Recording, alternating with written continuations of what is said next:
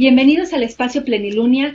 Hoy les traemos información útil y orientadora, sobre todo para las mujeres embarazadas o que ya acaban de tener a su bebé. De verdad, orientación sobre cómo cuidarse, cómo protegerse, sobre todo en estos tiempos pues de alto contagio en la pandemia, pero de que tienen que estar en reclusión y cuidándose mucho de no contagiar al bebé o de no generar riesgo para nadie en su entorno.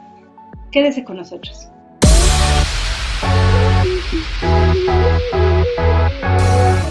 Por eso en esta ocasión invitamos a un consentido ya, porque en otras ocasiones ha estado con nosotros, y de verdad muchísimas gracias por tu tiempo, doctor Francisco Bernardes. Bienvenido, doctor. Muchas gracias, Mari, muchas gracias. Muchas gracias por este espacio.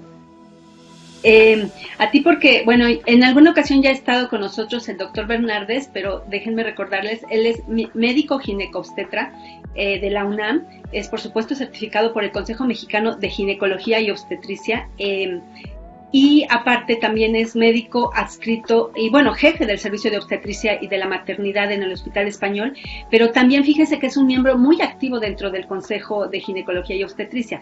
Es miembro del comité editorial de la revista para que leen todos esos especialistas, los ginecólogos y obstétricos de México, y también está dentro del comité de vigencia de certificación del mismo consejo. Es decir, doctor, que tú tienes opinión en cuanto a los que dentro del consejo, los que sí se certifican y se recertifican y todo, ¿correcto? Bueno, sí, realmente tengo ese privilegio.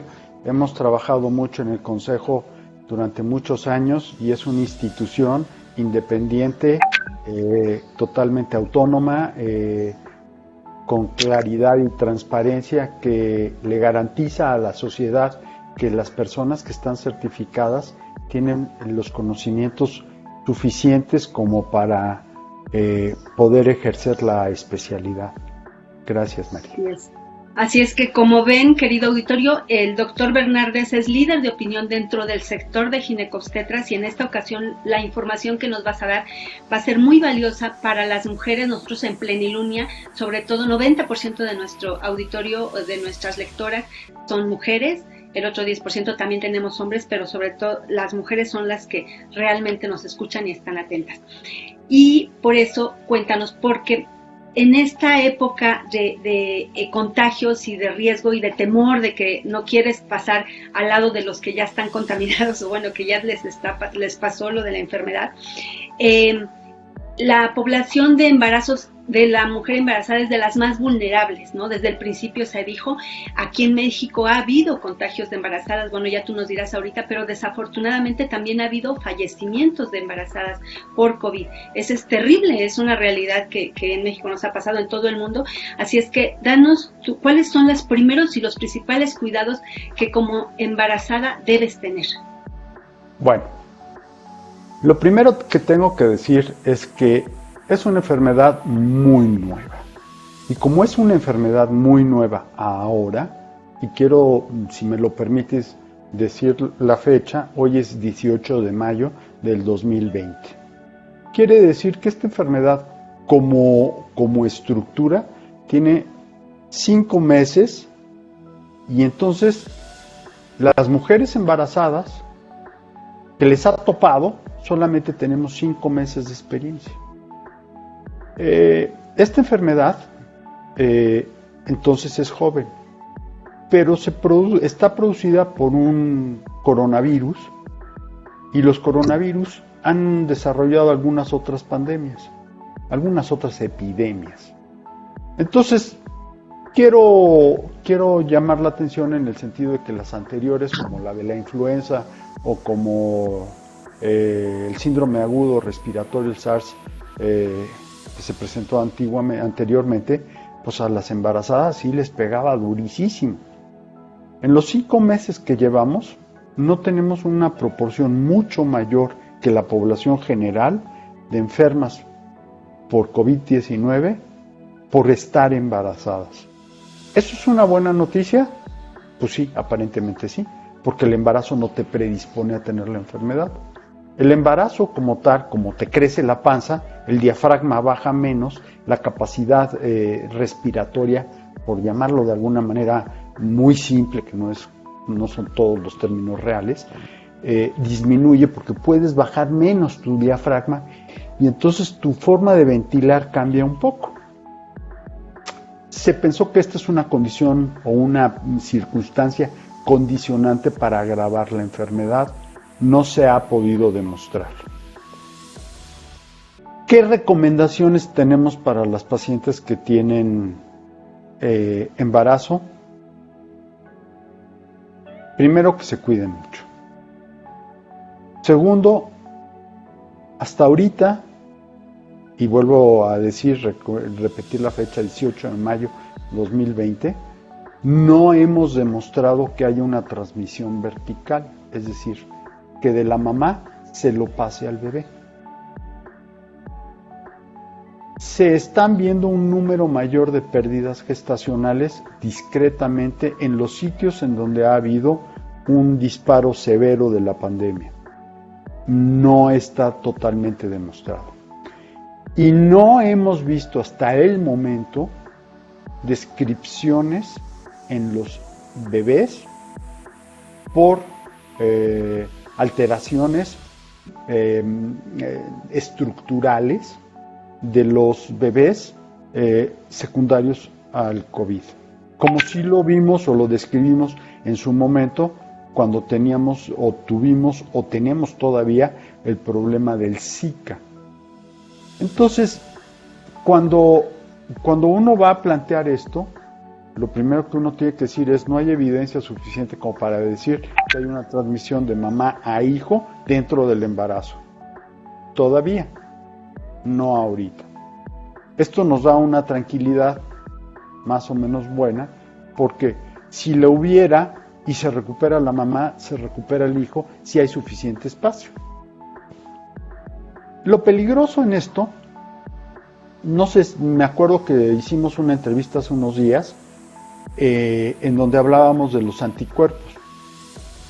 Entonces, lo peligroso en esto es que la mamá tenga el virus, se lo pase al bebé, que no se ha demostrado, nazca el bebé sin que la mamá haya desarrollado suficientes anticuerpos como para protegerlo.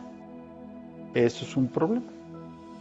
Entonces, sin que el bebé haya desarrollado todavía anticuerpos. El bebé es inmunológicamente nuevo.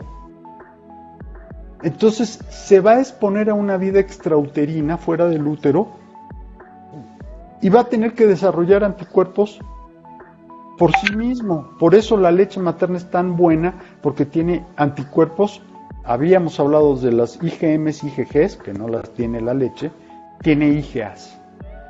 Y esas protegen al bebé. Entonces, por eso es tan importante la lactancia materna. Oye, permíteme, doctor, nada más. Es que cuando mencionas IgG, IgM, se entiende que son los anticuerpos que nosotros desarrollamos al estar en contacto con el virus, ¿correcto? Efectivamente. Son unos tipos de anticuerpos que nosotros desarrollamos. Inmunoglobulinas, de tipo M y de tipo G. Esas van en la sangre. Pero las tipo A se secretan. Entonces, la leche materna tiene tipo A. Pero esto te plantea varias cosas. Primero, ¿la mamá embarazada tiene SARS-CoV-2 o no? Esa es la primera pregunta. ¿Cómo le va a una mamá que es asintomática, es decir, que no tiene ningún síntoma y que está infectada por SARS-2, por SARS-CoV-2, y que además tiene el embarazo? Entonces, lo que hemos visto hasta ahora es que las asintomáticas que tienen su parto, el bebé sale negativo y la señora evoluciona prácticamente igual que si no tuviese nada, en el sentido de la evolución de la enfermedad. Pero también hemos visto aquellas que llegaron asintomáticas, tuvieron a su bebé, el bebé se fue en aislamiento, salió negativo y la mamá desarrolló una neumonitis. Y entonces se complicó con todas las del SARS. Y entonces la señora pues ha estado 10, 12 días con una neumonía ahí. Entonces, el embarazo per se parece que no es un factor condicionante para el desarrollo de la neumonía o de las complicaciones de la enfermedad. Eso es muy importante. La segunda, no hemos demostrado en este momento alteraciones estructurales en los bebés secundarios al virus. Y tercero, no hemos demostrado una transmisión vertical a la mamá, de la mamá al bebé. Estas cosas son muy interesantes y son importantes de sentar, de decir, ¿no? O sea, todavía nos falta mucha información en torno, porque no se sabe, no se tiene certeza, todavía tampoco se puede descartar. Exacto. Hay un fenómeno que se llama fenómeno de expansión. Esto quiere decir que el virus puede haber generado un pequeño daño no detectable en una personita recién nacida dentro del útero de la mamá. Bueno, cuando era feto, luego nació. Esta pequeña lesión no detectable cuando eres un neonato recién nacido, al paso del tiempo va expandiendo sus manifestaciones clínicas por incapacidad en desarrollos. Y entonces, esto es lo que se llama un síndrome de expansión. Es decir, al principio no lo veo, a medida que crece el individuo, expande el rango clínico de la enfermedad, y al expandir el rango clínico de la enfermedad es muy evidente clínicamente que hubo un daño. Como tal. ¿Qué significa expande el rango clínico de la enfermedad? ¿A qué te refieres? Es decir, por ejemplo, si tú ves a un bebito que nace con el tamaño de la cabeza normal y luego al cabo de los 3 años la cabeza no ha crecido. Esto se veía en las enfermedades que describimos como TORCH, que incluyen el toxoplasma, la rubiola, el citomegalovirus, el herpes, la hepatitis, entre otras. O sea, hay mucha información que hacia adelante vamos a ir conociendo, ¿verdad? Después de Sí, claro. Pero ahorita, mucha. por lo pronto, para las embarazadas, con la información que nos estás dando, o sea, tienen que cuidarse. Digo, pero a veces hay miedo de ir en principio a su cita por no acercarse a una zona de hospital. Por otro lado, esa es una pregunta que es muy importante. Permíteme explicarte. En el hospital, donde tengo el privilegio de laborar y de haber organizado las cosas, tenemos dividida la maternidad separada del hospital. Y el hospital también está separado de los pacientes o de las áreas que nosotros tenemos destinadas a los pacientes portadores y que padecen la enfermedad de COVID. Nosotros tenemos la sala 1 y la sala 12 destinadas para pacientes con COVID y tenemos una unidad de terapia intensiva específica solo para pacientes COVID. ¿Qué quiere decir eso? En el hospital que tú conoces, que es muy grande, tenemos una área totalmente separada de pacientes COVID. La maternidad la tenemos dividida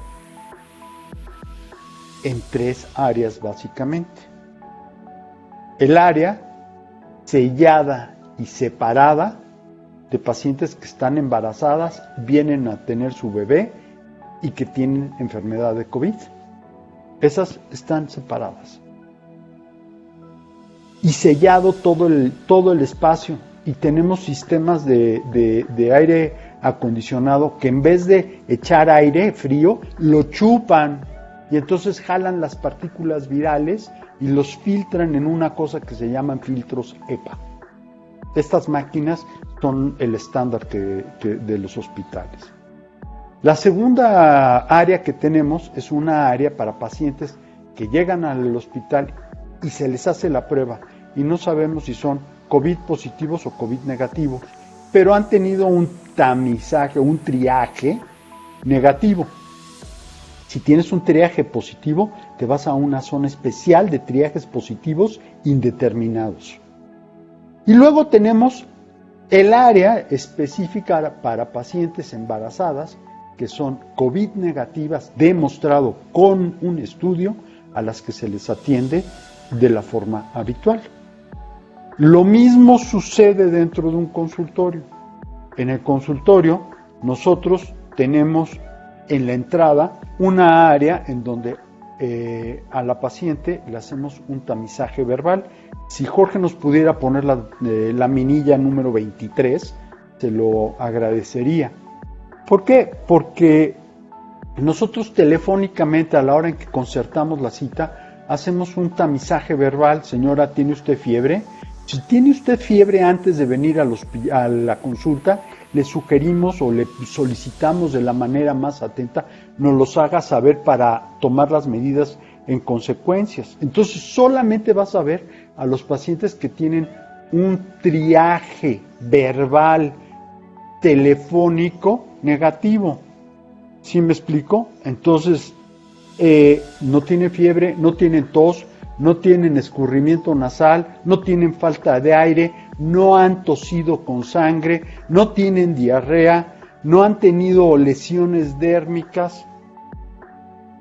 Entonces, eso hace que el paciente llegue a la consulta. En la consulta, antes de entrar, se le toma la temperatura, se le vuelven a hacer las mismas preguntas y se le hace una exploración física sencilla, viéndole la garganta, viéndole la faringe, en fin, platicando un momento con ella. Aprueba esta circunstancia, puede pasar a consulta, pero en la consulta es muy importante hacer el planteamiento de que, Jorge, ¿me puedes pasar la transparencia o la laminilla número 29, por favor? Oye, doctor, perdón, ahorita en lo que pone la diapositiva. Creo que en el Hospital Español tienen condiciones de lo mejor que hay, ¿no?, en este país. Desafortunadamente también no sucede en todas las instituciones, sobre todo en las públicas, esa certeza, esa seguridad. Entonces, de repente, tendría razón el nerviosismo de una embarazada de no acercarse a un hospital o no de acercarse a un consultorio para su cita médica. En teoría, el gobierno ha separado los hospitales en hospitales COVID y hospitales no COVID. Pero los no COVID también tienen que tener áreas de pacientes potencialmente infectadas con triaje positivo, y esas deben de ser enviadas a áreas COVID. Un ejemplo es el Instituto Nacional de Perinatología. Es teóricamente un instituto negativo a COVID, de tal suerte que si se detecta positivo, se manda a un hospital COVID.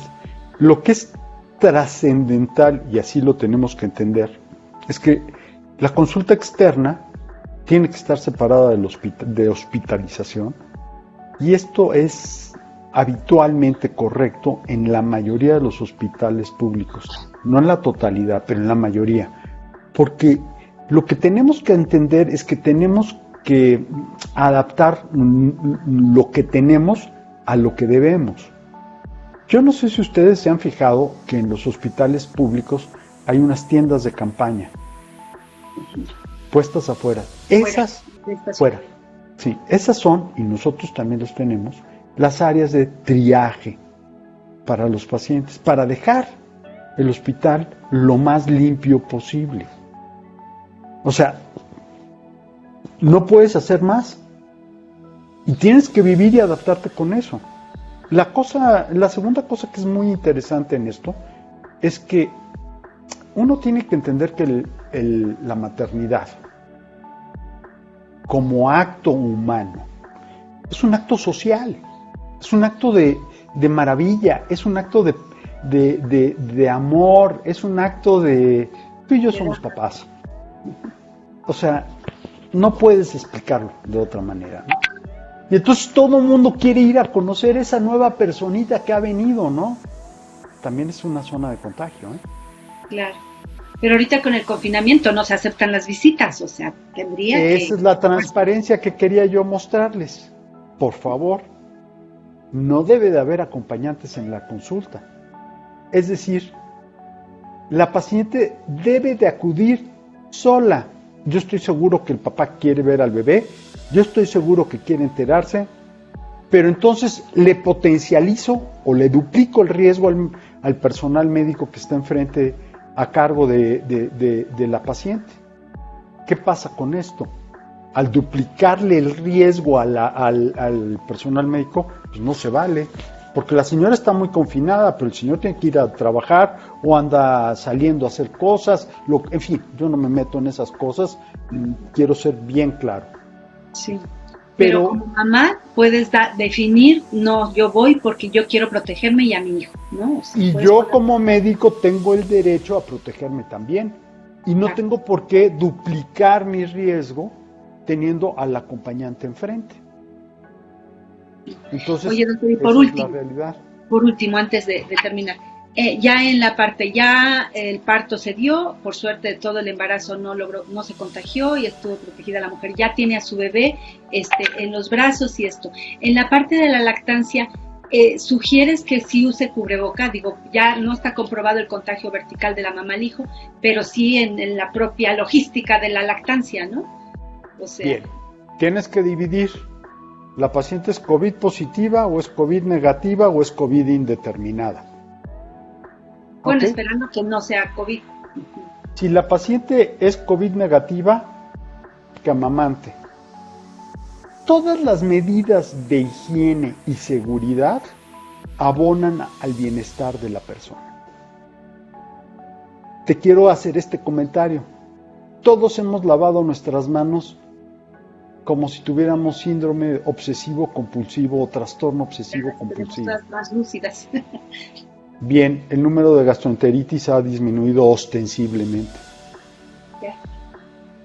Trae beneficios colaterales esta. Efectivamente, podríamos plantearlo de esa manera, ¿no? Entonces, oye, ¿puede usar un cubrebocas? Siempre le va a venir mejor, es más limpio para el niño. Oye, ¿se tiene que lavar las manos? Por favor, que se laven las manos porque le pega una diarrea al niño y no va bien. Oye, tiene que extremar todas las medidas de precaución. Por favor, que tome todas las medidas de precaución.